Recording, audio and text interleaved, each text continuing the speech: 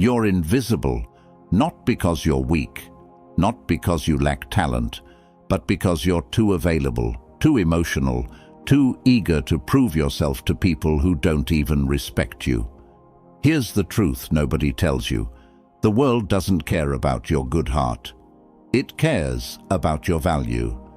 And if you can't control how you're perceived, if you can't make yourself scarce, if you can't walk away when necessary, you'll spend your entire life being used, overlooked, and replaced. Machiavelli understood this 500 years ago.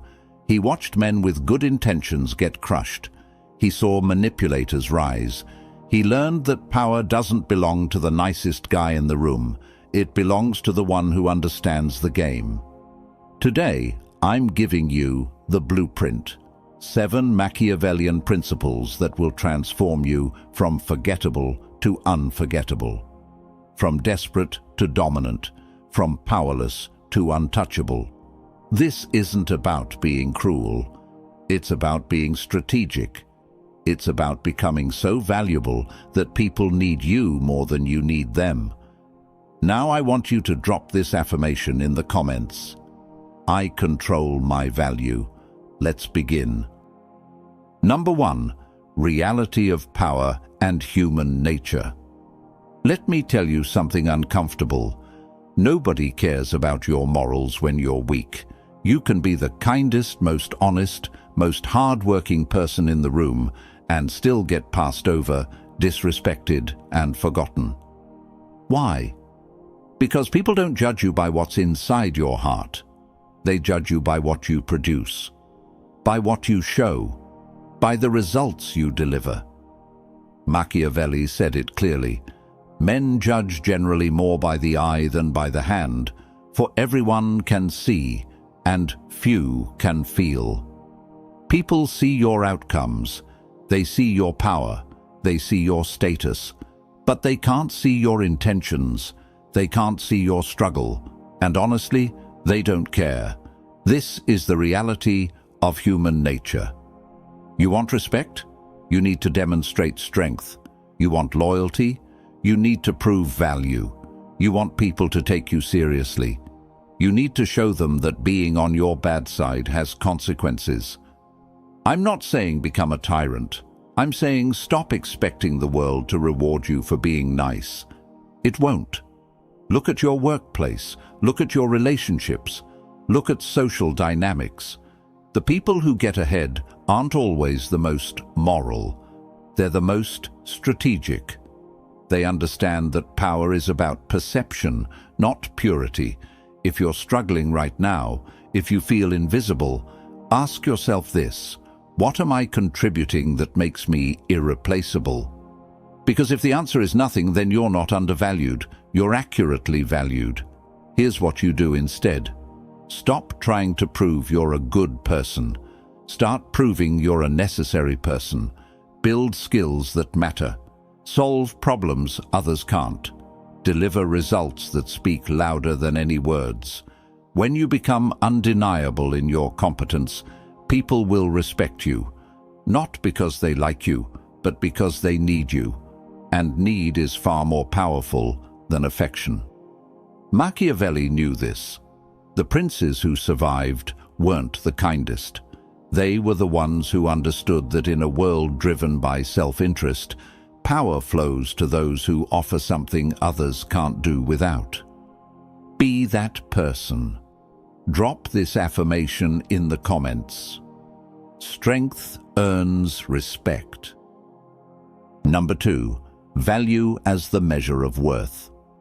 The world is a marketplace, and whether you like it or not, you're being evaluated every single day, not by your intentions, not by how hard you try, but by the value you bring.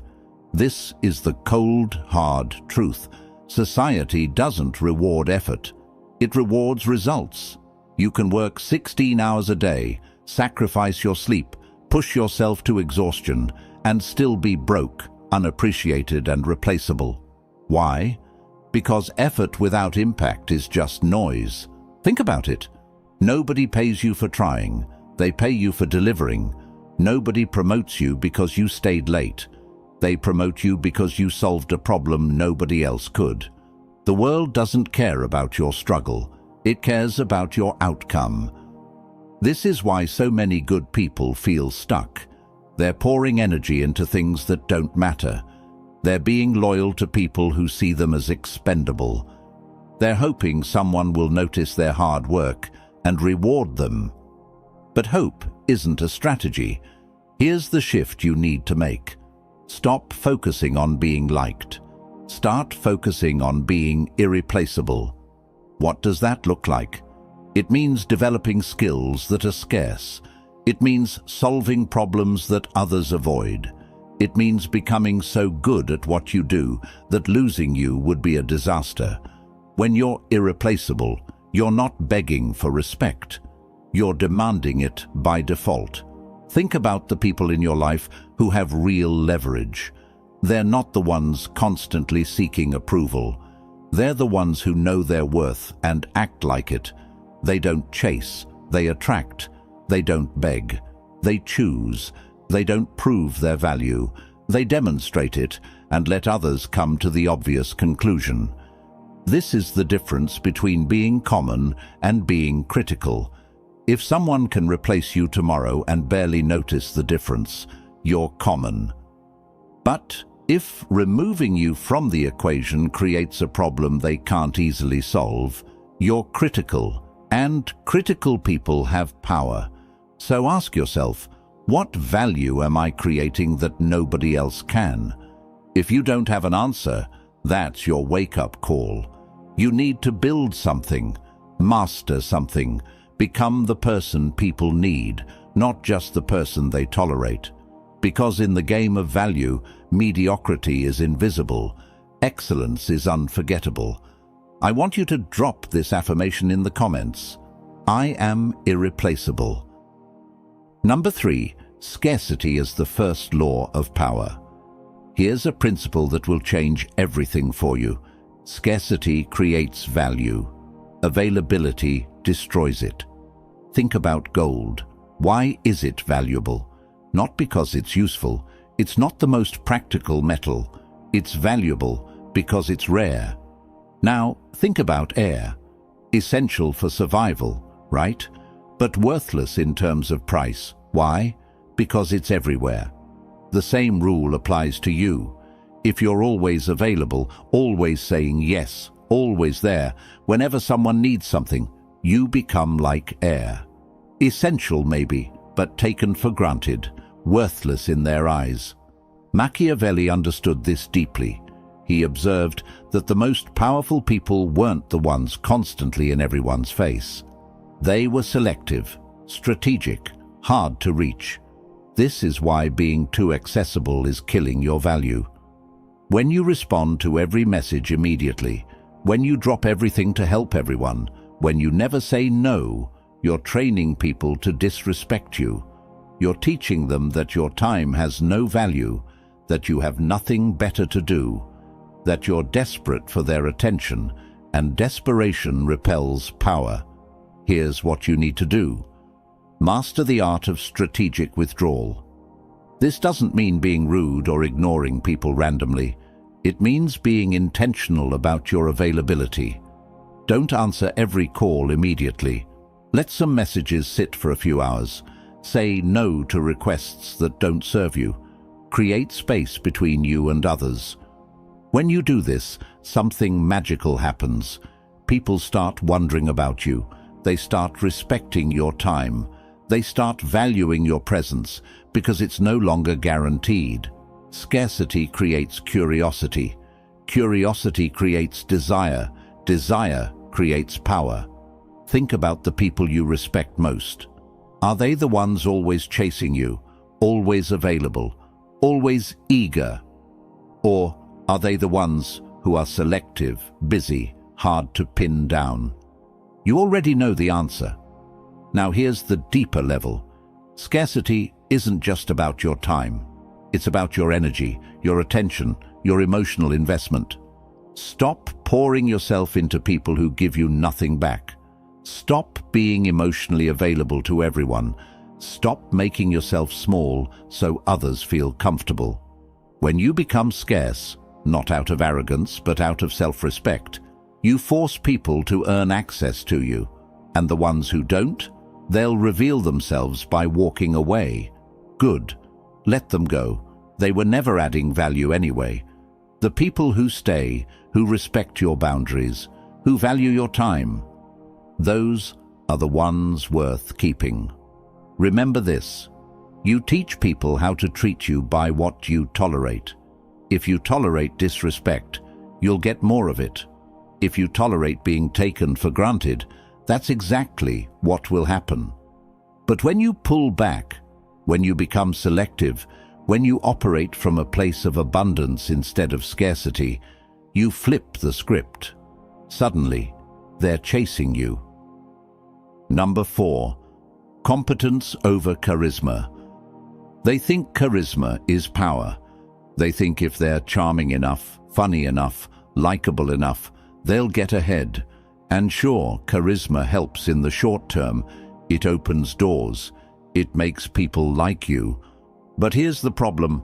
Charisma fades. Competence compounds. The guy who gets by on charm alone, he peaks early. Once people realize he's all talk and no results, the magic disappears. He becomes a joke. But the person who builds real skills, who masters their craft, who delivers results consistently, that person becomes untouchable. Machiavelli valued competence above all. He knew that in the long game, results matter more than personalities. Think about it. You can be the most charismatic person in the room, but if you can't deliver when it counts, people will lose faith. And once trust is broken, no amount of charm will bring it back. On the other hand, you can be quiet, reserved, even a little awkward. But if you're the person who solves problems, who gets things done, who produces results, people will respect you. They'll need you, and need creates leverage. Here's the truth. Competence gives you options. Charisma makes you dependent on other people's moods. When you're truly good at something, whether it's your job, a skill, a craft, you don't need to beg for opportunities. Opportunities come to you. You don't need to convince people of your worth. Your work speaks for itself. You don't need validation. You have proof. This is the difference between surface-level influence and deep, sustainable power. Charisma is rented. Competence is owned. So here's what you do. Become so good at what you do that people can't ignore you. Stop worrying about being liked. Start worrying about being respected. Stop trying to impress people with words. Impress them with results. Stop chasing attention. Build something worth paying attention to. When you do this, something shifts. You stop feeling anxious about what people think. You stop seeking approval. You stop needing external validation because you know your value. You've proven it. And that confidence, real confidence, earned through competence, is magnetic. People feel it. They sense it. And they gravitate toward it. This is how you build lasting power, not through tricks or manipulation, but through mastery. Now, I want you to drop this affirmation in the comments. My skills speak louder. Number 5. Emotional detachment. Your emotions are being used against you. Every time you react out of anger, every time you get defensive, every time you let someone see they got under your skin, you hand them power. Machiavelli understood this perfectly. He watched emotional men make stupid decisions. He saw how easily people could be manipulated when they couldn't control their feelings. And he concluded, emotions are tools, not masters. Let me be clear. I'm not saying become a robot. I'm not saying suppress everything you feel. I'm saying this. The person who controls their emotions controls the interaction. Think about arguments you've had. Who had the power? The person screaming and losing control, Or the person staying calm, speaking clearly, refusing to be rattled? You already know. Reactivity equals vulnerability. When someone can make you angry with a few words, they own you. When they can make you jealous, insecure, or desperate, they control you. But when you stay calm, when you refuse to react, when you process emotions internally and respond strategically, you become dangerous. Here's why emotional detachment is a superpower. 1. You make better decisions. Emotions cloud judgment. When you're angry, you say things you regret. When you're desperate, you accept things you shouldn't. When you're hurt, you act out of revenge instead of logic. But when you detach, you see clearly. You think strategically. You move with precision. 2. You can't be manipulated. Most manipulation works through emotions: fear, guilt, desire, insecurity. When you're emotionally disciplined, those tactics bounce off you. People try to push your buttons and realize you don't have any. That's terrifying to manipulators and powerful for you. 3. You command respect. People respect calm. They respect composure. They respect the person who doesn't crack under pressure. When everyone else is losing their mind and you're standing there, unfazed, unbothered, you become the leader by default. Now, how do you build this skill? First, pause before reacting. When something triggers you, take a breath. Count to 5. Don't let your first emotional impulse dictate your response. Second, separate feelings from facts. Ask yourself, am I reacting to what actually happened or to how I feel about it? Most of the time, it's the feeling, not the fact. Third, zoom out. Will this matter in a year? In 5 years? Probably not. So why give it power now? When you practice emotional detachment, you stop being a puppet. You stop dancing to other people's tunes. You become the one pulling the strings. Drop this affirmation in the comments: I control my reactions. Number 6. The power of walking away. This is the ultimate power move. Most people don't have it, and that's exactly why they're powerless.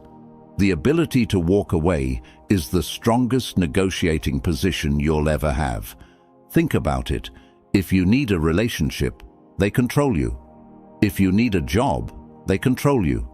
If you need someone's approval, they control you. But the moment you're willing to walk away, the moment you have options, the moment you're okay with losing what you have, you take back control. Machiavelli knew this. He observed that the most powerful princes weren't the ones clinging to alliances. They were the ones willing to break them when necessary, because dependency is weakness. Options are freedom. Here's the hard truth most people avoid. If you can't walk away, you're not in a partnership. You're in a prison. This applies to everything. Relationships where you're scared to speak up because they might leave. Prison. Jobs where you tolerate disrespect because you can't afford to quit. Prison. Friendships where you give everything and get nothing back, but you stay anyway. Prison. And the worst part? Everyone knows you're trapped. They can feel it. And they'll use it. But when you develop the ability to walk away, not out of anger, not out of ego, but out of self-respect, everything changes. Suddenly, people start respecting your boundaries. They start valuing your time. They start treating you better because they know you won't tolerate less. Here's how you build this power. 1. Build options. Never put all your eggs in one basket. Whether it's income, relationships, or opportunities, always have a backup. When you have options, you're never desperate, and desperation kills leverage. 2. Know your worth. Understand what you bring to the table. Understand that you're not lucky to be there. They're lucky to have you. This isn't arrogance, it's self-respect. 3. Be willing to lose. This is the hardest part. You have to genuinely be okay with walking away and losing what you have. Because if you're bluffing, they'll call it. But if you're serious, they'll feel it. And when they feel it, they'll adjust. I've seen this play out 1,000 times. The person who's willing to walk away almost never has to. Why? Because people respect strength. They respect boundaries. They respect someone who values themselves enough to leave a bad situation. Walking away isn't about being cold. It's about having standards. It's about refusing to settle, refusing to be disrespected, refusing to stay where you're not valued. And when you do that, you attract better. You attract people who match your standards. You attract situations that honor your worth. Remember, you're not walking away from them. You're walking toward yourself. I want you to drop this affirmation in the comments. I walk toward better.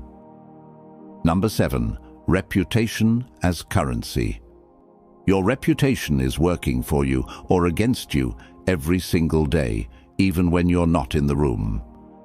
Machiavelli said, "The lion cannot protect himself from traps, and the fox cannot defend himself from wolves. One must therefore be a fox to recognize traps, and a lion to frighten wolves." You need strategy and strength, and both are built on reputation. Your reputation is the story people tell about you when you're not there. It's what opens doors before you knock. It's what closes opportunities before you even know they existed. It's the invisible force that determines how people treat you, trust you, and value you. And here's the kicker. Once your reputation is damaged, it's almost impossible to fully repair.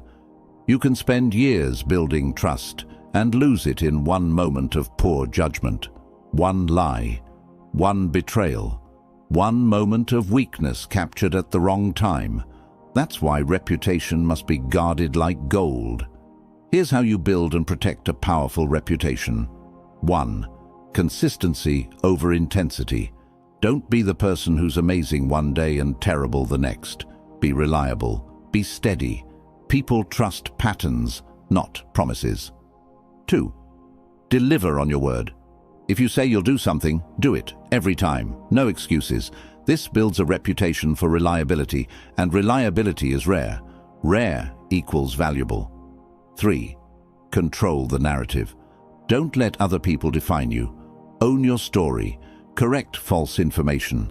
Defend your name when necessary. Silence isn't always strength. Sometimes it's surrender. 4. Associate strategically. Your reputation is influenced by the company you keep. If you surround yourself with losers, liars, and chaos, people will assume you're the same. But if you align with high-value, respected people, you inherit credibility. 5. Never compromise your integrity for short-term gain. The quickest way to destroy your reputation is to sell out your principles when things get hard. People remember, and once they see you're willing to compromise, they'll never fully trust you again.